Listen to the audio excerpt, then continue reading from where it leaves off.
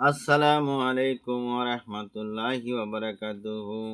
সূরা নাহল আয়াত 49 আল্লাহ রাব্বুল আলামিন কোরআনে কারিমে বলেন, ওয়ালিল্লাহি ইয়াসজুদু মান ফিস সামাওয়াতি ওয়া মা ফিল আরদি মিন দাব্বাতিন ওয়াল মালাইকাতু ওয়া হুম লা ইস্তাকবিরুন।